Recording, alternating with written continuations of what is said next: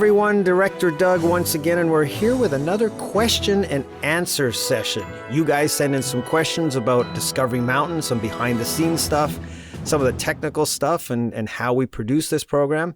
And Steve gets these questions, and Steve, Gene, and I get together, and then Steve reads them out, and we try to answer them as best we can. So, Steve, what do we have for today? Well, starting off, we have a question from Annabelle asking, how was it making a Rube Goldberg machine? Oh, good answer. Good question. That was season 14? 14? Yep. Yeah, our summer camp season. Fear or Faith, the summer camp kids all made their Rube Goldbergs. Well, and while we were recording that, guess who was making one in the lobby area? Me. Yeah, that was Steve. He loved that task, didn't you, Steve? Wasn't that fun? Oh, poor Steve. Which time that I built it? You're right. Oh, man. We're recording in studio and reading the lines. All of a sudden, I hear a crash out the door. And some muttering. Yeah. It was kind of like dominoes, some of it, because we used those. Actually, we used dominoes. We used actual dominoes, so you could hear the sound. Well, and there's an art to it, and if you don't get it just right, plus if the table's not perfectly level, which it wasn't, and it's those tables that have the little dimples in them, and so if you don't hit it just right, everything falls down, and I had it set up just right, and then there was an instance where the entire thing came crashing down, and I sat on the floor, and I'm like, nope. I'm done. I'm done, but I have to do it now because it's been mentioned in the video or in the end of the episodes that there would be videos to follow, and I'm like, I have to put this back together. And when I saw it in the script, we said, oh yeah, we're going to have one for you. When I saw the script, I was like, oh no, why did she do this to me? I was not excited about it at all. And then I was watching videos and I'm like, these people are great. And then I'm looking at mine and I'm like, this is not. Were you rereading your job description, Steve? I do not see Rube Goldberg in the description here. I thought about it, but it was a little difficult. I had fun with it once it worked, and then adding Jake to the end of it was hilarious. It was really fun. Once we got it successfully on video, we were like, okay, that's it. We're done now. Yeah. That's good, yeah. Well, we were recording, I think, that session for 2 weeks, which is our usual record session, and Steve was messing with it the whole time. Oh, yeah. It was like, oh. Yeah, if I was in the booth for, I think, 21 lines that season, and then the rest of it, I was out there messing with the Rube Goldberg. And then nobody could say the word Rube Goldberg machine. Oh, the actors? Right. I know. They kept stumbling Well, over even that. You guys, you were doing it in the credits, and you guys would mess it up. So it was funny. Say that 10 times fast. Yes. Right. Oh. So the next question we have is from Isabella saying, was Ruben Gomez your first voice actor choice for Jake? Good question. Yeah, that is a Gene question, because I think that was kind of decided before I came on board. Yeah, it basically was. So, I had the concept for Discovery Mountain, and I had the concept of who I sort of wanted the main character to be, and came up with the name Jacob P. Donovan. And, at first, I didn't really know too much about Jake yet. And at first, I kind of thought maybe the people in town would call him JD. That in some of my early notes, I keep referring to JD, which now I thought, who am I talking about? Oh, right. I thought that might have been a nickname for Jake. So when we got into actually recording Jake, and Ruben was the voice of Jake, he really added to who Jake is today, because Ruben brought that fun, that energy, and our loyal listeners, Doug and Steve, will notice that voice kind of evolved in the beginning. Yeah, and very much Ruben brought that to it. But here's an interesting little bit of trivia. How did I land on Ruben? Well, he works for us here at the Voice of Prophecy. He's our media director, and for an event about a year and a half before Discovery Mountain started, I had done a video it was meant to be the 3 young Hebrews in the fiery furnace, that story.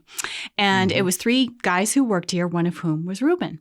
And as I was thinking about who should play Jake, I happened to rewatch that video and I heard Reuben even just in his normal voice. I thought, oh, he would be perfect for Jake. So that's the long story of how Reuben became Jake. Well, and funny enough, the listeners can actually, if they're a club member, can actually watch that video on the website. That's right. That's right. And funny of the other 2, both of them work here too, and one of them is Kevin, and he plays. I think he plays Ashpenaz in season 16. That's right. That's right. Right. And that's right. Among other Bible characters. Yeah, we've pulled him in a few times. Yep. And the other one is Deputy Bo. Oh, is it Kyle? Yes. I forgot Kyle's the 3rd one in that. Looks totally different. Yeah, he had a few years and his look changed for sure. Yes. Wow. Neat. Yes. So if you are a mountaineer, you can see that video and you can see exactly what we're talking about. So the next question we have is from another listener asking if Jake and Natasha are going to get married. Nobody ever asked that question. I can't understand the fascination. No, that's we love getting that question, and it's like a very common one because I think everybody can kind of see the progression of Natasha and Jake. First, they were enemies. Then they became, they could tolerate each other. Then they became friends, and now definitely they're dating. So what's the next logical step? We'll have to see. Wait and see. Well, we'll have to see, won't we? Yep. Can you imagine that household? I don't know.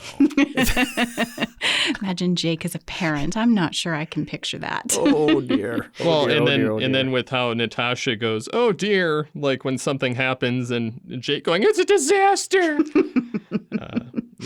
It'll be funny. Mm-hmm. So a teacher asked us if we'd be interested in doing class Zoom with classrooms. Oh, I love that idea. Yeah. That is a really interesting idea.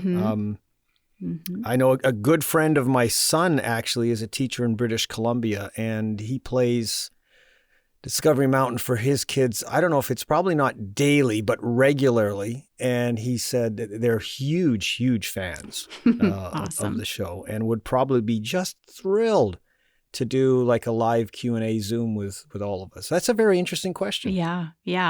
I think that would be a great way for us to connect with teachers, connect with classrooms.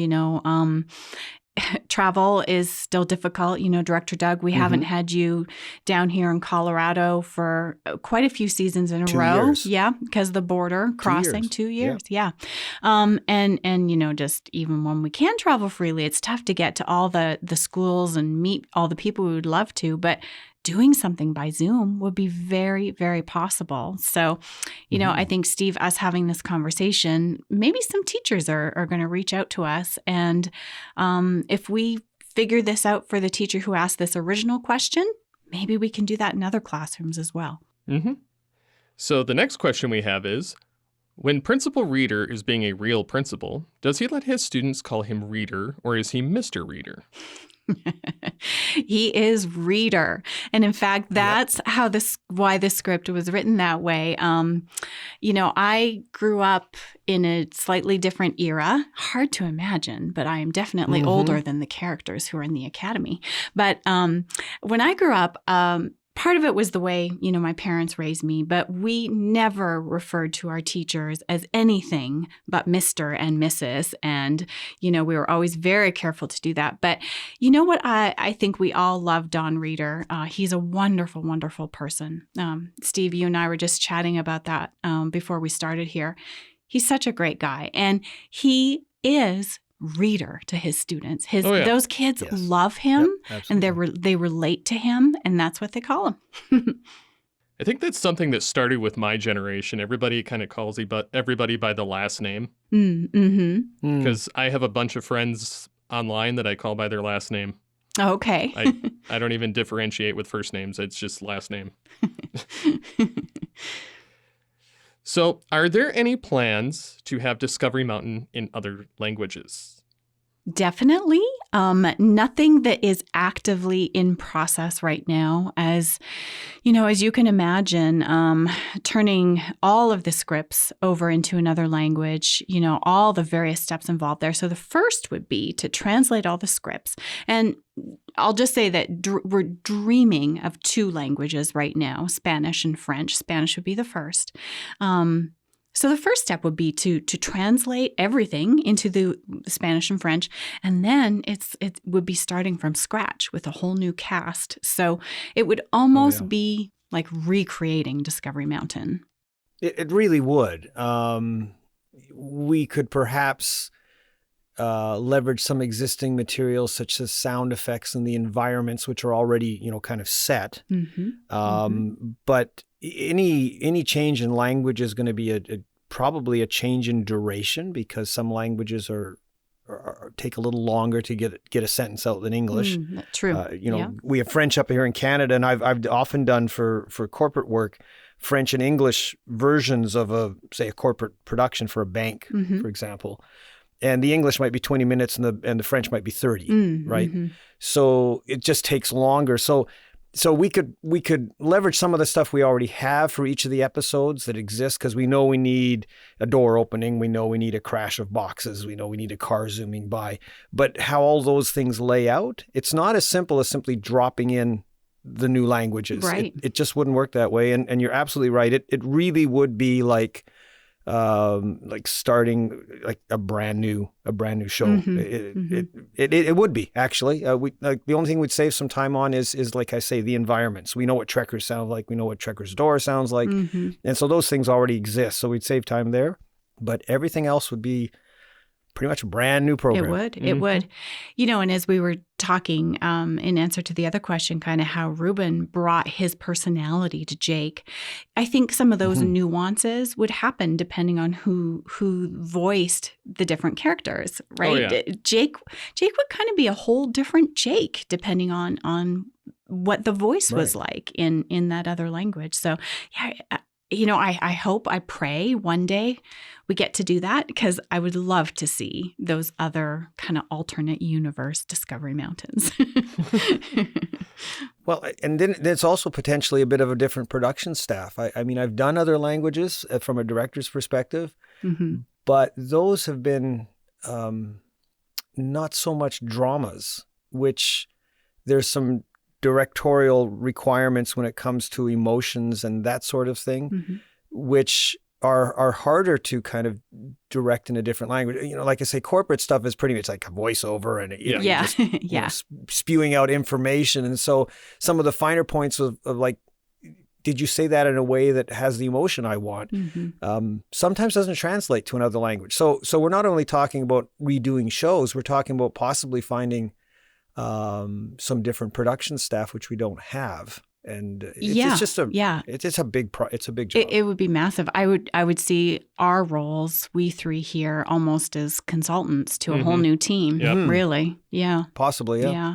So who knows? But hopefully one day in the future, that all those things we're kind of dreaming about would be possibilities. Well, we kind of got a little bit of a taste of Jake in another language when you wrote a Jake's Take episode. Right, where he has to speak Spanish. Right. And I told Ruben, I said, you understand this better than I do. I says, I have no idea what you're saying. Yeah. I said, so you're going to have to tell me if it's correct. And so he was doing like the Google voice, to have it repeat it to him, and then he was doing it in Jake-isms, and it was hilarious to listen to him, because if he didn't get the nuance right with his Jake-isms, he would start the whole line over, because I couldn't differentiate what he was saying anyway.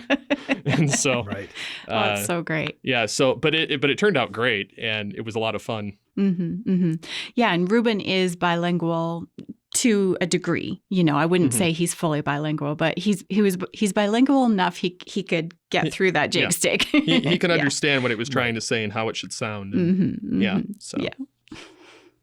So I think that about wraps this Q&A up with those questions. We do have some more, and so listeners will just have to tune in again for another one. Yes, let's do this again. This was fun. Absolutely. It's a lot of fun. Well, thanks for listening, everyone. So we look forward to seeing you back here for our next episodes, our next mini episodes, and stay tuned for another Q&A coming up soon.